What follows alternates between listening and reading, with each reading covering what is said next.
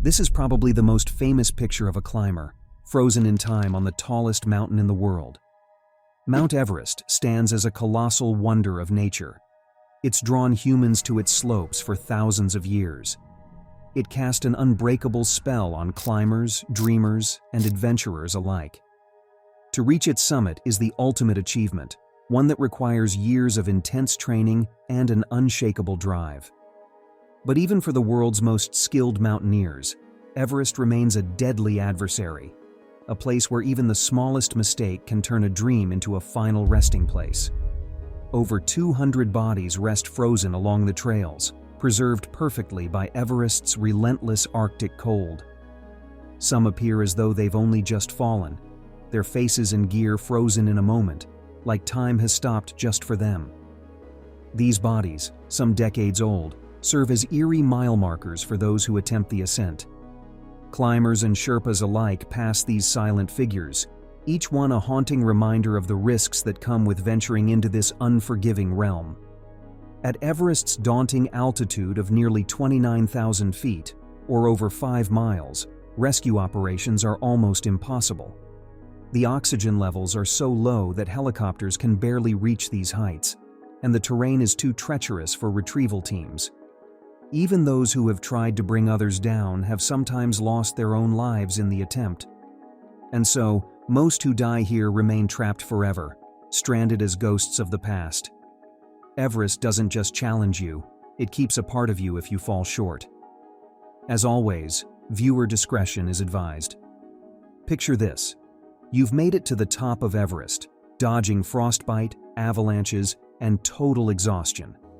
But while your crampons grip the ice on the other side of the world, what's gripping your data? Without Surfshark VPN, your online security is hanging by a thread thinner than the air at 29,000 feet. Surfshark VPN acts like the ultimate safety harness for your digital life. It keeps your personal data encrypted and hidden from hackers, advertisers, and snooping governments. Whether you're browsing from your chair at home or an open Wi-Fi network anywhere in the world, Surfshark ensures no one can spy on your activity or steal your private information. And here's the kicker. Surfshark lets you access content from anywhere in the world. That means bypassing those frustrating, not available in your region messages. Want to stream documentaries about adventurers on the other side of the globe? With Surfshark, your IP address isn't stuck in one location. Just like the best explorers, it's free to roam. When I was in Nepal in March to trek Everest Base Camp, I could still catch some Netflix if I wanted as I recovered, without a bunch of annoying hoops to jump through. Here's where it gets even better. My viewers get an exclusive, massive discount to secure their online life and explore the web without limits. Go to surfshark.com/extremeedge to get 4 months completely for free. And if you don't love it, Surfshark has a 30-day money-back guarantee. Click the link in the description to take advantage of this deal. It's cheaper than a cup of coffee and way more useful in keeping you safe. So, while you're watching these high-altitude disasters, make sure your digital life is grounded in safety with Surfshark VPN. Protect your data, access global content, and climb to new heights of online security, all with a click. Trust me, it's a game changer. Let's start with one of Everest's earliest and most iconic stories. The mystery of George Mallory, a man whose ambition to conquer Everest would make him a legend, even in death. Born in 1886 in England, Mallory was a school teacher and served as a soldier during World War I, but he was best known for his incredible passion for mountaineering. To Mallory, climbing wasn't just a hobby, it was his life's calling. And in the 1920s, no challenge loomed larger than Mount Everest. Back then, no one had ever stood on Everest's summit. It was the ultimate frontier, the highest point on Earth. And climbing it wasn't just about personal glory. It was seen as a national endeavor, something like the space race between the United States and China today. The British, in particular, saw Everest as a chance to show the world the strength of their empire, and Mallory was their chosen hero. He had been part of 2 earlier expeditions to Everest in 1921 and 1922, both of which just fell short of the summit. And by 1924, he was ready to try again. The plan was to establish a series of camps along Everest's northern face, each one higher than the last. The final camp, at about 26,800 feet, would serve as the launch point for the summit attempt. At this altitude, the air is so thin that the human body begins to shut down. Every moment spent there is a race against time. In high-altitude expeditions like Everest, climbers often depend on Sherpas, local guides who carry heavy supplies and assist with navigating the dangerous slopes. Their strength and familiarity with the terrain make them invaluable partners on the mountain, particularly in life-threatening conditions. Although the expedition was carefully planned, they faced incredible challenges. Climbing technology in those days was practically primitive compared to what we have now.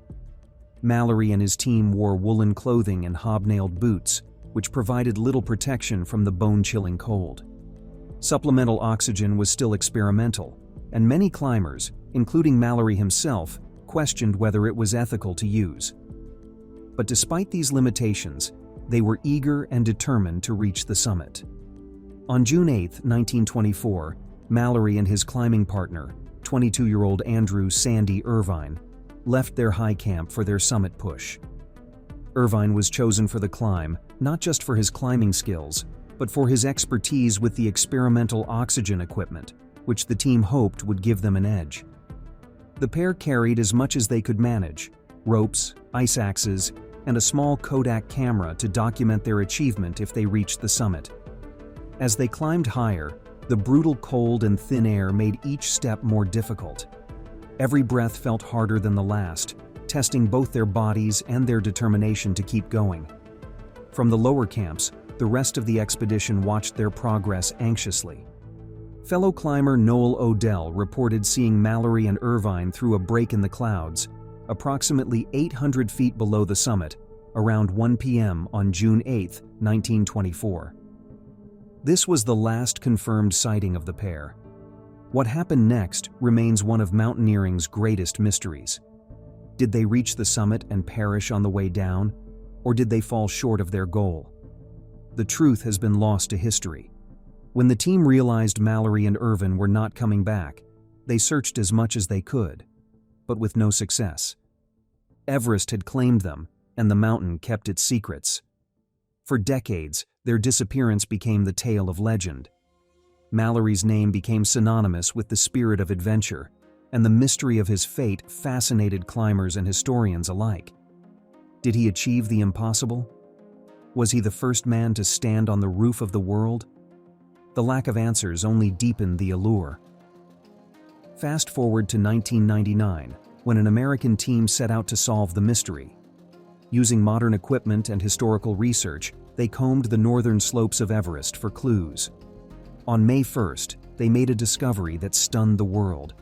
They found George Mallory's body, frozen in time on a rocky slope nearly 27,000 feet above sea level. The icy conditions had preserved him remarkably well. His clothes were tattered but still recognizable, and his skin was stretched tightly over his bones. The position of Mallory's body told a tragic story. He was found face down, his arms outstretched as if trying to break his fall. A rope injury around his waist suggested that he and Irvine had been roped together when they fell. The severe head injury he sustained likely caused his death instantly. Yet the most tantalizing twist was that the small Kodak camera they carried was missing. If found, the camera might hold photographs proving whether they reached the summit before their deaths. Mallory's famous answer to why he wanted to climb Everest, "Because it's there," has become a mantra for adventurers around the world. His story captures the essence of human ambition, the drive to push beyond limits, even in the face of incredible danger. But it also reminds us of the cost. Everest does not give up its secrets easily, and for Mallory, the price of chasing greatness was his life. Mallory's story is a testament to the courage and ambition that Everest demands, but not every climber's legacy is shrouded in mystery. Some became unforgettable landmarks frozen in plain sight. As we move deeper into these tales, the stories only grow more chilling. Now, Let's turn to the haunting tale of a climber whose tragic end has become one of Everest's most unsettling reminders. If you've ever thought about climbing Mount Everest, you've probably come across the name Green Boots. It's one of the most unsettling examples of Everest's deadly grip, and a reminder of how the mountain preserves its victims in a frozen, timeless state. But who were Green Boots, and how did they become such an infamous part of Everest's lore? The story begins on May 10, 1996, one of the deadliest days in Everest's history. That year, multiple expeditions were attempted to summit the mountain from both the southern and northern routes. Among them was a small Indian team climbing the north face of Everest. The team included 28-year-old Sewang Paljur, a police officer from Ladakh and the most likely owner of the boots. His goal was to plant the Indian flag on Everest's summit. Paljur and his teammates were aware of the risks. They had trained extensively and were driven by a sense of national pride. But their journey was much harder than they could have imagined. The northern route's brutal conditions tested their endurance at every step. Even reaching their high camp at over 27,000 feet was an extraordinary achievement, but it was not enough for Paljur. On the morning of May 10th, the three climbers began their final push toward the summit. They were less than 1,000 feet from their goal when they encountered an unthinkable obstacle, a massive storm sweeping across the mountain. High winds and whiteout conditions quickly enveloped them, reducing visibility to near zero. At this altitude, where oxygen levels are critically low, every second spent battling the elements increases the likelihood of disaster. The team made a fateful decision. Against advice from their base camp, they continued upward, determined to reach the summit. It's unclear what drove them, perhaps ambition, perhaps an underestimation of the storm's ferocity. What is clear is that the decision proved fatal. The climbers became disoriented in the storm, separated from each other, and ultimately succumbed to the cold. Paljur's body was later found in a small limestone cave just off the main trail. He was curled up as if seeking shelter, his bright green climbing boots standing out starkly against the snow. While Paljur's identity has never been officially confirmed, those boots would become his defining feature, earning him the nickname Green Boots. For years, Paljur's remains lay undisturbed, frozen in the position he had collapsed in. Climbers passing through the area described the eerie sight of his body, perfectly preserved by the cold. The cave became an informal waypoint on the northern route, with some climbers even using it as a rest stop. Imagine sitting beside him, with the haunting realization that his fate could one day be your own. In the years that followed, Green Boots became a symbol of Everest's harsh reality. Climbers spoke of him with a mix of reverence and fear, seeing him as both a warning and a reminder of the mountain's lethal unpredictability. For many, passing by Green Boots marked a turning point on their ascent, a moment to reckon with the risks they were taking. In 2014, Green Boots was reportedly removed from the cave, likely by a Chinese expedition team. The decision brought relief to Paljur's family, who had endured years of speculation about his identity. Yet, even without the physical reminder, his story endures as one of the most chilling examples of Everest's toll. Green Boots is just one of the estimated 200 climbers whose lives ended on Everest. Each body has its own story, its own set of circumstances, and its own place in the mountain's history. And as global warming continues to melt Everest's glaciers, more of these frozen figures are being revealed, each one a haunting piece of a larger, deadly puzzle. But while Green Boots serves as a silent warning, the next story asks a much harder question. When faced with life or death decisions on Everest, where does human compassion end and self-preservation begin? Let's move on to the controversial tale of David Sharp, whose tragic end sparked one of the most heated debates in mountaineering history. David Sharp's story is one of the most debated events in the history of Everest. It's a tale that forces us to confront difficult questions about morality, survival, and the unspoken rules of the mountain. Unlike Mallory or Green Boots, whose deaths were accepted as part of Everest's harsh realities, Sharp's demise sparked outrage and debate. Just keep watching to understand why it did so. Born in England in 1972, Sharp was not your typical adventurer. A quiet, intellectual man, he was an engineer by trade and a passionate climber at heart. He wasn't interested in fame or sponsorships, and his love for the mountains was deeply personal. Friends and family described him as thoughtful and reserved, someone who climbed not to impress others, but to challenge himself. Sharp began his climbing career modestly, scaling peaks in the United Kingdom before tackling more challenging expeditions. He was a self-taught climber who preferred solo journeys, finding solace in the solitude of the mountains.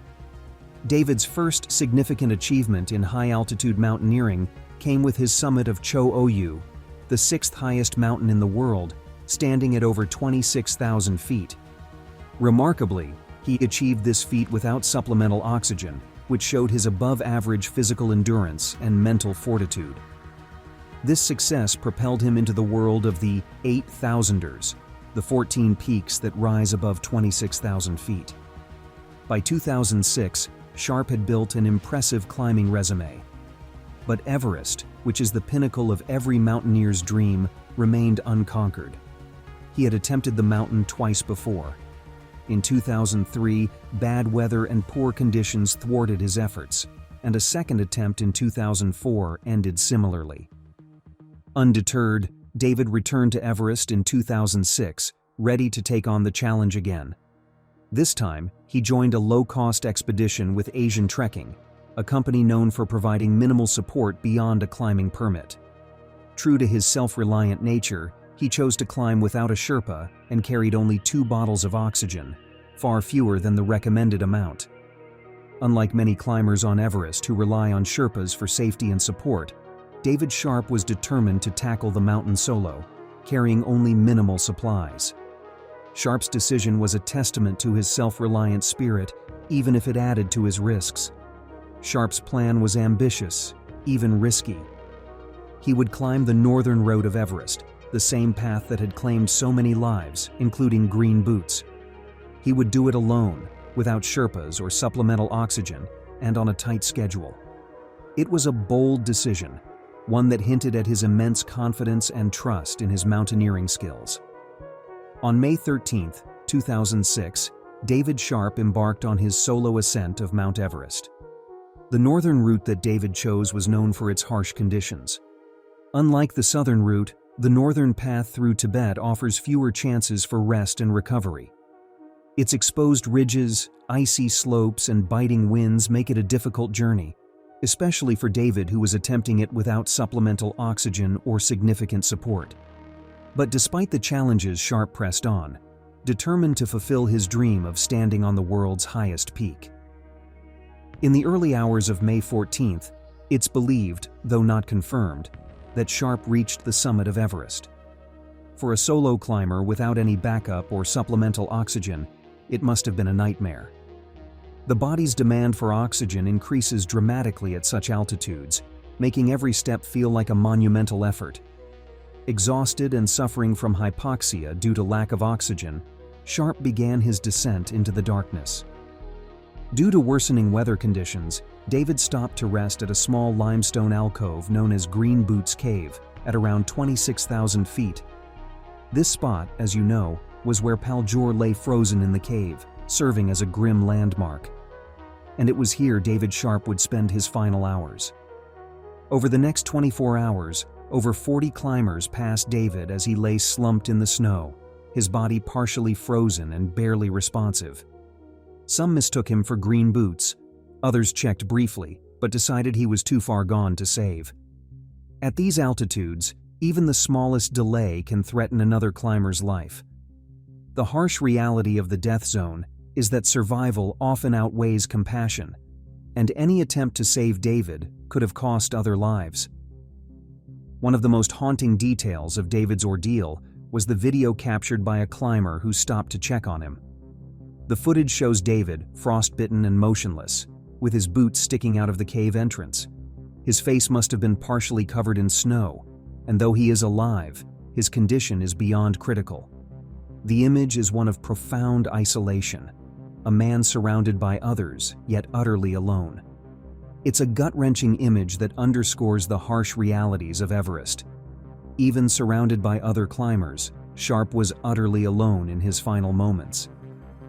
As the hours passed, David's condition continued to deteriorate. Frostbite ravaged his limbs, and hypoxia clouded his mind. As climbers passed, they heard his faint, slurred responses, but his body shut down rapidly. In the brutal cold and oxygen-starved air, survival was no longer possible. Eventually, Sharp succumbed to the cold. His body remained in the cave for years, a grim companion to Green Boots. Like so many others, he became a frozen monument to the mountain's unforgiving nature. In time, his remains were reportedly moved, but the debate surrounding his death continues to this day. The aftermath of his death ignited a firestorm of controversy. How could so many climbers pass a dying man and not help? Was it a failure of morality, or simply the brutal calculus of survival at extreme altitude? Sir Edmund Hillary, the first man to summit Everest, condemned the events, calling it horrifying that climbers prioritized their own goals over saving a life. But others defended the decision to press on, citing the near-impossible logistics of a rescue in the death zone. Sharp's story forces us to confront uncomfortable questions. Should climbers prioritize their own safety over the lives of others? At what point does ambition cross the line into recklessness? And how much responsibility do we have to those who share the mountain with us? As we turn to our next story, these questions linger. While David Sharp's tragedy exposed the ethical dilemmas of Everest, our next story reveals a different side of the mountain. Imagine setting out with someone you love, each step a shared triumph and test of endurance. This is a story of love, sacrifice, and the devastating cost of chasing a dream. This is the tale of Francis Arsentiev. Francis Yarbrough Di Stefano Arsentiev was born in Honolulu, Hawaii, in 1958. A woman of remarkable determination and spirit, she grew up with a passion for adventure and the outdoors. Francis wasn't a professional mountaineer by trade. She was a 40-year-old mother and an accomplished businesswoman. However, her love for climbing was deeply ingrained, and she had spent years honing her skills on peaks around the world. Her path crossed with Sergei Arsentiev, a Russian mountaineer, during an expedition in the early 1990s. Sergei was an experienced climber, known for his technical skills and quiet confidence. The two shared not only a love for the mountains, but also a deep affection for each other. They married and became an inseparable climbing team, tackling some of the world's most challenging summits together.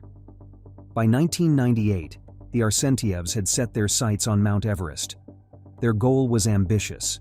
Francis wanted to become the first American woman to summit Everest without the use of supplemental oxygen. This feat had been accomplished by very few, given the immense physical and mental demands of climbing at such altitudes without additional oxygen support. In May of that year, they began their ascent from the north side of Everest, the Tibetan route, which, as you know, is quite risky. Their approach was minimalist and self-reliant. They chose not to employ Sherpa guides or high-altitude porters, carrying their own gear and supplies. This decision reflected their climbing philosophy, but also meant fewer safety nets in an environment where even small mistakes can be fatal. The couple made steady progress up the mountain, establishing camps and acclimatizing to the thin air. On May 22, 1998, after several days of climbing, they initiated their summit push from Camp 6, located at approximately 26,900 feet. The weather was favorable, but the lack of oxygen made every step a monumental effort. As they climbed higher, the effects of extreme altitude without supplemental oxygen became increasingly severe. But despite these challenges, Francis and Sergei persevered. Late on May 22nd or possibly early on May 23rd, accounts vary, they reached the summit of Mount Everest. Francis had achieved her dream, but there was no time for celebration. With exhaustion setting in and conditions worsening, they knew descending was crucial. On the way down, Francis began to falter. The lack of oxygen and sheer exhaustion were taking their toll. Sergei stayed with her, helping her move step by step. But as night fell, Poor visibility separated the couple in the chaos of the death zone. In the thin air and freezing cold, communication is nearly impossible, and visibility is often reduced to mere feet. Sergei made it back to one of the higher camps, believing that Frances was following him. When he realized she was not there, he became alarmed. Meanwhile, Frances was alone, exposed to the elements. On the morning of May 23rd, a team of Uzbek climbers encountered Frances near the second step, at an altitude of about 28,000 feet. She was alive but in very bad condition. She was sitting on a slope, her movements were sluggish, and she was suffering from severe frostbite and hypoxia. The Uzbek climbers faced a tough dilemma. They attempted to assist her, giving her oxygen and trying to help her descend. However, the extreme altitude made it nearly impossible.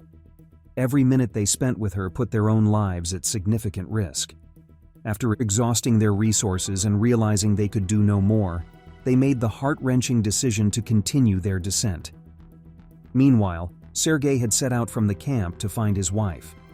Carrying oxygen and water, he ascended back into the death zone alone, which to me really showed how much he loved Frances. What exactly transpired remains a mystery, but Sergei did not return. Days later, other climbers found his ice axe and rope above the second step. His body was later discovered lower on the mountain, suggesting that he may have fallen during his desperate attempt to save his wife. Meanwhile, Frances remained where she had collapsed. Climbers who passed her described a haunting sight: her body frozen in place, sitting upright in the snow, her bright purple jacket standing out against the icy terrain. Her presence became an unsettling marker on the northern route, a reminder of the mountain's lethal grip. In the years that followed, climbers started referring to Frances as Sleeping Beauty, a nickname that reflected the eerie stillness of her resting place. For nearly a decade, her body remained on the mountain, until 2007 when British climber Ian Woodall, deeply moved by Frances's story, organized an expedition to bring her body down. Along with his team, he relocated her remains to a more respectful resting place. Frances Arsentiev's story is one of love and sacrifice, a tragic reminder of the risks climbers face in the pursuit of their dreams. The ethical questions raised by her and Sergei's deaths remain topics of debate. How much should climbers risk to help others in such lethal environments? What responsibilities do expedition teams have to one another? While Frances and Sergei's story left climbers with ethical questions, the tale of Joshua Chariot-Kirui demonstrates the dangers of Everest in a new, unforgiving way. In May 2024, the world watched as Joshua Chariot-Kirui, a Kenyan mountaineer and senior relationship manager at Kenya Commercial Bank, prepared to embark on a daring expedition to summit Mount Everest without supplemental oxygen. For most climbers, this is an extraordinary feat, one that only the most seasoned dare to attempt. For Kirui, the challenge was a natural progression in his mountaineering journey. At 40 years old, Kirui was a figure of quiet determination and remarkable focus. He was no stranger to high-altitude climbing. In September 2023, he summited Manaslu, the world's 8th highest mountain, standing at 26,781 feet as part of his preparation for Everest. Manaslu tested his physical endurance and mental resilience, and its successful summit bolstered his confidence for the ultimate challenge, conquering Everest without supplemental oxygen. Kirui's Everest attempt was deeply symbolic. As a Kenyan, he carried not just his personal ambitions, but also the hopes of a nation that rarely featured in the high-stakes world of mountaineering. For many, his climb was a testament to Kenya's spirit of endurance and ambition, qualities often celebrated in its world-class runners, but now represented on the snow-laden slopes of Everest. Kirui, accompanied by his trusted guide, Nawang Sherpa, began their ascent on the Southeast Ridge Route, one of the most popular yet perilous paths to Everest's summit. They moved with meticulous precision, acclimatizing slowly to avoid the debilitating effects of altitude sickness. Despite his Kenyan heritage and years of climbing experience, Kirui was entering the thin air world above 26,000 feet, in the infamous death zone, where oxygen levels are dangerously low. Their summit push began in the early hours of May 23, 2024, from the South Col, the final camp before the summit. At 25,918 feet, the South Col is a desolate and windswept plateau, a stark reminder of the mountain's unforgiving nature. From here, every step upward would be a battle against gravity, exhaustion, and the elements. As Kirui and Nawang ascended, the conditions grew increasingly challenging. The air was razor-thin, and temperatures fell to bone-chilling levels. Final communications put them around Bishop's Rock, a treacherous rock face that requires intense concentration and careful footing just a couple hundred feet below the summit. What happened next remains shrouded in mystery. But by late afternoon on May 23rd, reports indicated that Kirui had not returned to the South Col. Radio contact with his guide, Nawang Sherpa, had also ceased. The sudden and unpredictable nature of Everest's weather may have played a critical role. Their last known position was at Bishop Rock, just 160 feet below the summit. At that point, Joshua was exhibiting abnormal behavior. According to Mingma Sherpa, chairman of 7 Summit Treks, Joshua refused to return or even consume the bottled oxygen reserved for emergencies. It took rescuers days to finally find Joshua's body. He was found in a crevasse just below the summit, his body frozen in place. His face bore the signs of extreme frostbite, and his oxygen-deprived body showed the telltale rigidity of hypoxia. Nawang Sherpa's whereabouts remained unknown. Some speculated that he had succumbed to the elements while descending alone or while attempting to assist Kirui. Kirui's death sent ripples through both the mountaineering world and his homeland. His family's decision to leave his body on the slopes of Everest also reignited a painful truth about Everest. Retrieving bodies from the mountain is an almost impossible feat. Once climbers perish in the death zone, that is, above 26,247 feet, their remains often remain where they fell, frozen in time and place. The thin air, extreme cold, and perilous terrain make recovery missions incredibly dangerous. Even the most experienced climbers struggle with basic movements in this environment, let alone the dangerous task of transporting a body weighing over 176 pounds, now encased in ice and snow. In addition to physical risks, costs can be prohibitive. Recovery missions can run into tens of thousands of dollars, requiring helicopters, specialized equipment, and teams willing to brave Everest's hostility. For many families, such expenses are insurmountable, leaving their loved ones to rest eternally on the slopes. Kirui's death also highlighted another sobering reality. Climate change is reshaping Everest in ways that bring both danger and discovery. Over the past few decades, global warming has led to significant glacial melting on Everest. Temperatures that were once consistently freezing now fluctuate, destabilizing the ice and snow that have long preserved the mountain's secrets. This phenomenon is causing hidden bodies of climbers from past expeditions to emerge, many of them lost for decades, such as this one. But this grim unveiling comes with risks. As ice recedes, crevasses widen, and formerly stable routes become more dangerous. The exposed bodies also serve as a not-so-gentle reminder of the mountain's growing environmental instability, and a sign that even Everest is not immune to the effects of global climate change. In this age of increasing accessibility and environmental instability, the lessons Everest holds are more relevant than ever.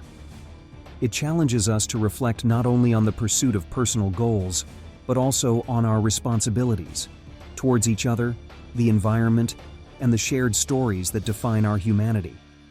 So, as we leave behind these tales of triumph and tragedy, we ask you, what compels us to push beyond the limits of safety and certainty? And what would you risk to chase your dream? Thanks for watching, and I'll see you in the next one. Stay bold and live brave.